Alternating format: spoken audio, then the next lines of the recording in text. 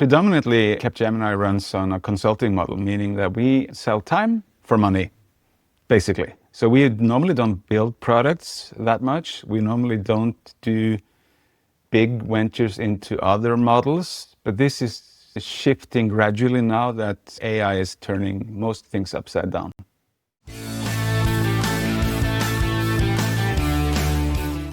All right, welcome back to Slator Pod. Today on the podcast, we welcome Thordur Arnason. Thordur is the global AI go-to-market lead at Capgemini Invent. And Capgemini Invent is the digital transformation, digital innovation and consulting arm of Capgemini. And Capgemini is a small French-based multinational tech services and consulting company with, what Thordur just told me, over 400,000 employees globally. And Thordur recently launched an AI speech-to-speech translation product called BabelSpeak, and that really put them on our radar. So we wanted to know why a consulting company would launch a language AI product, and ask Thordur to tell us more on the podcast today. So thanks so much for joining. Thank you for having me. So where in the world are you recording this from today? What part? So this morning I'm sitting an hour north of Oslo in Norway at an old farm near the biggest lake in Norway with beautiful views and weather outside. So that is my safe space. Safe space. And the sun has already risen at 9 a.m. or you're still waiting for it? No, we have sunlight, so that's good. All right, yeah. Spent some time in Norway, and I remember those dark mornings and early evenings. So in the winter. Indeed. All right, so tell us a bit about your professional background in like tech leadership and your professional journey so far with Capgemini. Well, in brief, so out of uni, I was trained in software engineering and started my career precisely there, doing coding for a living, which was fun until I got promoted into management after about 2 years. And ever since then, we're talking about the late 90s here, just to give you context. I've been mostly in management and executive roles in the consulting industry, but also some years in what you would call the more creative consulting setups like design and experience firms. Been with Capgemini for about 8 years. I led the Nordic part of Frog, that is the design agency of Capgemini. But now, since 22, I've been focusing solely on AI, and that's why I'm the lead on go-to-market on AI. Just on a bit of a tangent, Frog was a big client in my pre-Slator days for my previous company. So when did Frog become part of Capgemini? Is that a long time ago? Well, in these big corp things, it's a funny story. So Capgemini acquired a consulting firm called Altran a few years back that previously had acquired Frog. So Frog was kind of in the portfolio that got acquired by Capgemini. Huh, interesting. Just side note, like they were working on Singapore Airlines kind of website redesign like in the early 2010s, and we were part of that. So yeah, very impressive company, Frog. Very interesting. All right, so but tell us, just for the listeners who may not be familiar with kind of Capgemini's just general business model, tell us a bit more about that, and then we want to segue into the BabelSpeak launch that you announced a couple of weeks ago. Predominantly, Capgemini runs on a consulting model, meaning that we sell time for money. Basically. So we normally don't build products that much. We normally don't do big ventures into other models, but this is shifting gradually now that AI is turning most things upside down. That's what kind of turned my head. So I'm glad that I wasn't totally off, right? So you sell hours for money, but you typically don't build products. So what triggered you to launch a kind of standalone language AI product? And tell us more about the product in general. A little more than 2 years ago, I also had a role in something called the AI Futures Lab in Capgemini, looking at emerging technologies within the AI field, new models, all that fun stuff going on. And we were doing some research on what we now call multimodality. So voice as a modality that only 2 years ago was not that great. But at the time, doing research, we came across a new model from FAIR, so that is Meta's now canned research arm in AI. They released a model called Seamless M4T. And Seamless M4T showed us that doing near real-time translation with voice as a modality would be possible in the near future. So that started it. And me being an old sci-fi fan, immediately thought about the beautiful concept of the Babel fish from Hitchhiker's Guide to the Galaxy. If you're not familiar with it, it's basically a small fish you put in your ear, and once it's in your ear, you will understand not every language spoken on Earth, but in the universe. So we took that as an inspiration, and that's why the solution is called BabelSpeak, a little homage to Douglas Adams there. And we started building based on the work that FAIR had done, and also combining other models and engineering we had done into a early proof of concept of near real-time voice-to-voice translation. So what's kind of the motivation for this? Is it more of a kind of a tactical show of product capability? Is it a bit of a long-term vision for Capgemini? Is it something you're looking to monetize aggressively? Well, it started out in the lab, and the lab has primarily not a commercial focus, but it has an exploration focus.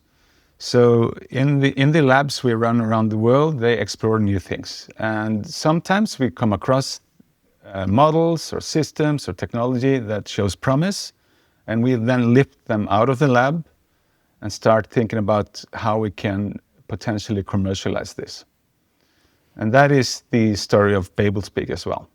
And you chose like speech translation specifically because of that FAIR model. So that was the story, right? You came across this, you thought, well, what are we going to do with this? And then you chose that particular use case, right? It wasn't like you had the use case in mind and then looked for ways to solve it. Now, so back 2 years ago, we were doing a lot of experimentation on translation, but with text as modality. So, the normal LLM kind of things you do. Yeah. And even back then, though it seems like forever in this space, we were doing pretty accurate translation across dozens, 50 plus languages that were fully usable to be used in client projects. So LLMs and text as a modality seemed like not a topic for the lab to explore. So we shifted to the hard one, which was voice at the time. So that was the reason for us trying to solve something that wasn't solved before. And you chose it, in essence, like a horizontal use case. It's quite broad, rather than maybe like a domain-specific AI product. Why is that? Language in itself and the abilities of the generative AI models on manipulating, working with languages is, per definition, a horizontal. This is something that is relevant everywhere, in every industry, in every aspect of both professional, but life itself. So in its nature, it's a vertical thing to think about. So we quickly discovered that the unmet need of being understood is tremendous.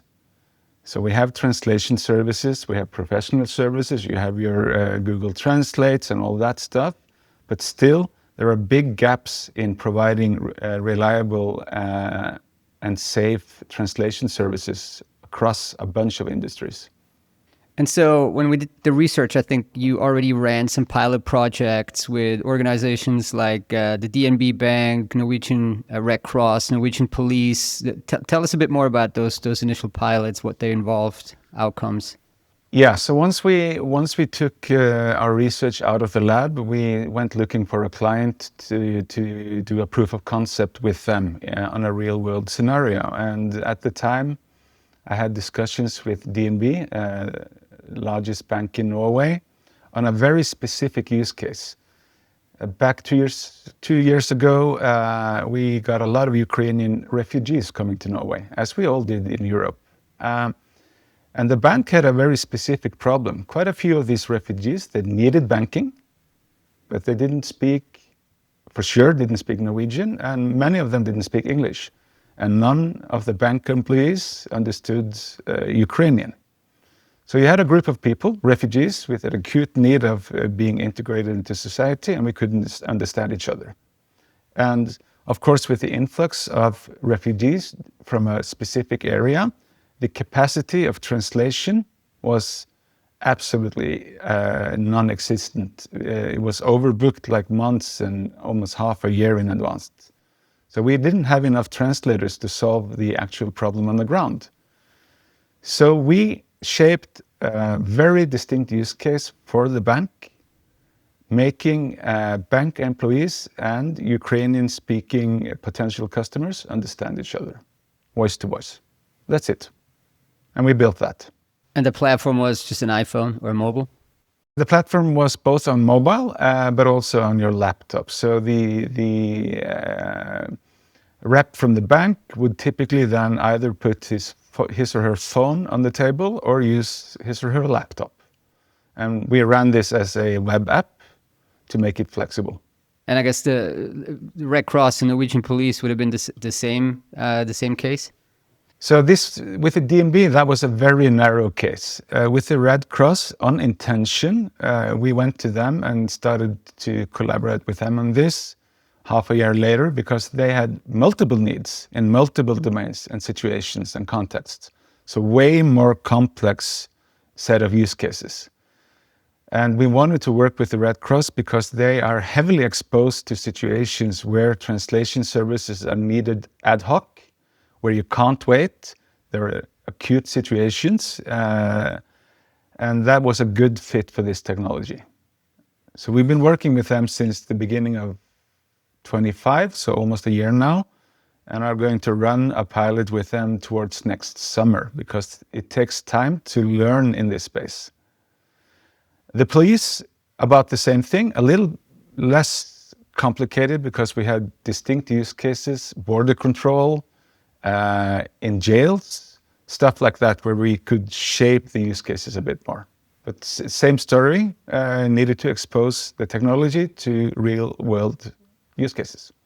Got it. And you also said, when we spoke to you for our coverage on our website, you said that it was developed in partnership with Nvidia and Telenor. So tell us more, like, so Nvidia for obviously kind of the underlying tech and Telenor as the channel, or? I need to do a bit of explaining. Please do. Yes. So we will never be able to compete, nor do we want to compete with services like Google Translate. Obviously, they and their competition have that space. What we shaped BabelSpeak to be is something that runs in as a secure environment as possible. Meaning that we needed to find a place to run the service from that was sovereign and secure. And that's where Telenor came into the picture, because at the time we were also helping them build the first so-called sovereign AI factory in the Nordics. And that was the perfect place to run BabelSpeak, because doing that, we could guarantee, like the police, like the Red Cross, like a lot of entities in the public sector, other sensitive industries, we could guarantee that we own the pipeline, we have full control, it's sovereign on Norwegian soil. You don't have to worry about GDPR, you don't have to worry about security because it's running in a critical infrastructure data center. And all these normal worries you have when you want to use services like this in sensitive situations, we took away by putting it there. Oh, that makes a lot of sense. I was wrong with the channel. So it's basically, yeah, I mean, the hosting, the actually underlying. Yes. Got it. And Nvidia, obviously, are the GPUs that this runs on in the AI factory. But we're also working with Nvidia on the software stack side. So we are exploring their models because they also have translation models. Their Riva suite is pretty good. So we are continuously exploring together with Nvidia how we can use parts of their stack in our service. All right, I want to get back to BabelSpeak, but I want to run something by you that I saw on Twitter/X literally a couple of days ago, and I want to get your thoughts on it. So there was a post, and I hope it was real, but one of the major consulting firms said they advised an investor on a due diligence for an AI startup, and the consulting firm says they were able to build a prototype of that startup's product within like 2 weeks that was better than the original product. So naturally, the client of the consulting firm, the investor, didn't end up investing. Is this something that has ever crossed your desk, like where you're looking at something, as part of a consulting engagement, say, well, that's quite easy to do. We could do this in like a week or two. Yeah, this is what we're in the middle of right now. This is quite dramatic. And no, it's not just someone bragging on X. It is a real thing. So listen, I'm a senior, quite old VP Jude with engineering degree from the 90s. I am building products as a side gig to show to my clients now. I'm doing stuff in 5 days that 2 years ago would take me and a team 3 months to do. This is what's happening right now. And that is both very cool and very scary at the same time. Where's the moat then for something like kind of a B2B or B2Government speech translation product? Where do you think is a moat? I mean, you mentioned the sovereign aspect. Maybe there's obviously there's some quality issues, language coverage issues, but do you see any other moats that would be like long-term defensible there? Long term, I don't know, but at least for now, our moat is all the engineering effort we put into this pipeline, making it real time, because that wasn't easy. It wasn't easy back then. It wasn't easy this year either. So we have been able to work down the latency. So the time it takes from me to speak to you to hear, from 3 seconds to less than 300 milliseconds by hard engineering work together with Nvidia. So optimizing a product like that takes a lot of effort. And the changes we are seeing now in tooling and what people can and cannot do does not affect that, because this is hardcore engineering. That's one moat. The second one is the sovereign play, obviously. And when you go with the sovereign play, like are these, let's talk about maybe Europe, are the Telenors, the Swisscoms, the Deutsche Telecoms, would those be kind of the preferred partners for something like this in Europe? In the way we have shaped BabelSpeak, this needs to run in places like that, yes. Yeah. And in the coming months and next year, you will see these sovereign compute factories pop up everywhere in Europe. There is a drive to increase the capability of running your own intelligence production in a sovereign fashion. Jensen, I think, of course, he said something like, every country needs to control the production of their own intelligence, which is interestingly put. But what it means is, buy my GPUs. Sure, as long as he delivers the brain cells, right? So exactly. But in a geopolitical situation like we are in now in 25, this has gone from being interesting to quite acute. And that is why you're seeing a lot of these initiatives across Europe. We need to regain more control over increasingly critical systems that we are running in these facilities and factories. This is not for fun anymore. This is what holds society together. And, you being Norway, do you think it's easier for a country like Norway, where I guess energy is abundant and easily accessible, as opposed to maybe some of the more Central European countries where it's a little harder? So the interesting thing with Norway is that, it's the luckiest little country I ever saw. You have the hydropower, you have the oil and gas, you have the nature, everything is working in favor of Norway in this situation right now. We have abundance of energy, or debatable, but plenty of energy to do like we're doing in Norway right now in the north. We're building a giga AI factory, a joint venture with OpenAI, Nvidia, and Norwegian industry, to power a lot of the intelligence needed for the European market. because it makes sense to put it there. Up north, we have energy, it's cold, so cooling needs are reduced. As long as we have the infrastructure ready, this is where you should build these data centers. We should put some of that in the Swiss mountains as well. Maybe like a 2,000-3,000 There you meters. go.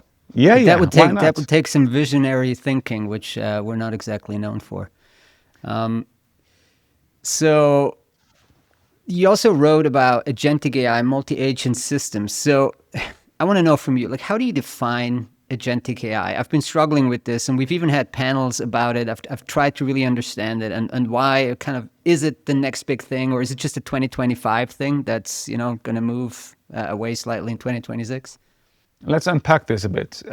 So an AI agent in itself is a system that can perceive, reason, and take action. Quite simply. You have to be able to read externally something in. You have to understand what you caught into the system, and then you reason on it, you plan for action, and then you take action. If you do that as a system, you're an AI agent. If you don't, you're marketing. And then when you put these AI agents together in concert to do more complicated tasks than what one AI agent can do on its own, you get agentic, you get multi-agent systems. And in what I'm saying here is the promise of automating a lot of things that is done manually by humans right now. That is why everyone's talking about it, and everyone is calling their whatever it is agentic, because it's a play for a promise of lowering costs, predominantly. The reality, though, and this is where it gets interesting, is that right now in late 2025, most of these things we want agentic to do, they can't yet, but they will. Because if you look at the development in AI over the last 3 years, I call it the Solomon curve. We have not an exponential, but a very sharp curve of rising capabilities and at the same time falling costs. Meaning, every month that passes, I can do more with these models and systems for less investment. And this has been in place since 22, and it's still working. So if I look into 26, 27, 28, I know that these agentic systems will gradually and slowly be able to do more and more of the manual human work done today. Beginning in the mundane and simple end, but creeping upwards. Would you see BabelSpeak is like one agent in a potential chain of agents in a workflow, or not? I see BabelSpeak as a capability, as a tool for agents. Got it. So agents, they need tools to do actions, and one tool could be the ability to do real-time voice-to-voice translations. We can equip any agent, any agentic system with the capability of BabelSpeak. And then if you string some of these capabilities together, I guess the challenge is then if like one of them fails, I guess the error would compound throughout the workflow. That's why we maybe need a couple more years. That is why it's so hard, because we have this, as you well put, it's the compounding problem. And we have drifting as a problem, because we're using LLMs to power the brains, so to speak, in the agents. Those are probabilistic by nature and will always be. So you can get system drift. If one agent goes a little bit off script, this will then amplify throughout your chain, rendering what you're trying to do unusable. I think we also read that you launched a no-code agentic self-service tool at Capgemini. Is this, again, like, is the product that you want to display your capabilities? Is it an actual thing that a lot of clients would be using? What are your plans for this? Kind of the same story. It started as a lab experiment late last year, because what the problem we were trying to solve there is, how can we get people that are not heavily technical on board here? How can they start experimenting with AI agents and agentic as a technology. That was the starting point. So we actually built what we call the agentic workbench as an educational tool internally for upskilling our own people and ourselves in the process. It developed then into something that we are now seeing that our clients also need. So it went from an educational tool based on an experiment to something we bring to our clients as a potential capability for them to have in their organizations. Meaning that you don't have to have any technical background to design agents and agentic systems and run them in a sandbox ready for production. So safe play with agentic. I want to talk to you about regulatory as well. Obviously, there's huge debates around, US versus EU versus Asia. I guess mostly China. And what would you alluded to before with sovereign? I mean, some of this is also driven by regulations, by internal regulations of each country. What are your thoughts around, the kind of narrative? Europe falling behind, the US now obviously undoing some of the Biden regulations that we're putting, and China. I mean, who knows what's going on in China anyway? So what are your thoughts around that? So this is not my area of deep expertise, but I have been working quite a bit with the EU AI Act. I have, as we all have been doing. Since we are a European company, we have a lot of big clients in Europe, and we needed to understand and advise on the AI Act. Meaning we also needed to understand the regulations going on in North America. We needed to understand the regulations in the UK, not a part of EU anymore, in China, and in other areas where we are seeing regulations start to shape up. We are mapping this landscape and trying to understand the implications, especially for our multinational clients that need to operate in various markets with different regulations. Most of them are providers of services, not builders of technology, but some of our clients are builders of technology that are directly regulated by the likes of the EU AI Act. So we as an advisory capability help them navigate in this landscape. And it's complex, but it's not that hard. And you can quickly get a grasp and understanding of your ability to play and your responsibilities that you bear in the different markets, depending on who you are, of course. Yeah, I guess it may not be super hard if you have over 400,000 staff that can crunch through this. If you're smaller, SME might be a little harder, but that's why people come. That's why people come to you, right? Maybe I want to close on a question like you mentioned before: capability up, costs down in AI, right? That's why you're very kind of bullish on the capabilities of this technology in the future. But there's also talk about a bubble, like too much capex going into by the hyperscalers, and at the end of the day, like not actual revenue being generated by AI at this at a scale that would justify hundreds of billions of dollars in capex or even trillions of dollars in capex. What are your thoughts around that in the next maybe 4 to 5 years? I am a bit on the fence here, to be honest, but this is me speaking with my personal opinions because I'm observing the things you're describing. There is massive investments being done on a historic scale.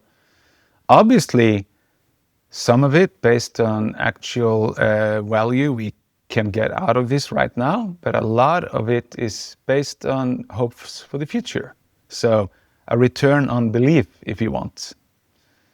The interesting thing here that I'm observing is that we are building these data centers, this infrastructure. Many like to compare it with, when we started building railroads, but it's not the same thing. Because railroads, we still run trains on 100-year-old infra easily. You won't run anything on a 100-year-old Nvidia setup in a data center. So the infra here is a bit different. So we cannot directly compare to earlier waves of industrialization and earlier waves of infrastructure development because it's slightly different. And the metrics here are hard, and I'm not seeing a bubble, but I'm seeing a very heated market.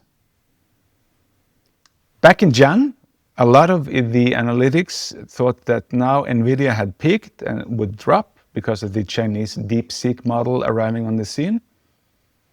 If you look at how Nvidia has done this year, they almost doubled their value since that DeepSeek moment where analytics thought that this was the downward spiral starting. My point is, it's hard to really predict what's going on here. Yeah, absolutely. Very tricky. I mean, I heard one line of argument that said that, if you compare it to the kind of 2001 bubble, internet bubble, there was a lot of dark fiber that just nobody was using, but there isn't a dark GPU out there in the world. Everything's being used right now. Yeah, you can't really I'm old, so I lived through the whole .com thing and the boom and all those. That was different. This is way bigger, much more important, potentially much more changing in the reality of our societies, our businesses, our jobs, perhaps. But for me, this is the second. I'm lucky. I've been able to live through two pretty hefty shifts, and this one is much more interesting. So, final question: what's next for Capgemini Invent? Anything on your roadmap in the language or the language AI space, or you're continuing to develop BabelSpeak? We will be continuing developing what will be a family of language tools under the umbrella of BabelSpeak. That is for sure. Because our clients are asking about this and that is not in the core of what we have built, and we are expanding, providing batch translations of documents, providing ad hoc text translations with guaranteed quality of translation in a set group of languages, stuff like that. So we're expanding what BabelSpeak is at the moment. All right, Thordur, thank you so much for joining the podcast today. This was super, super interesting. Thank you. Thank you for having me. Nice conversation like this.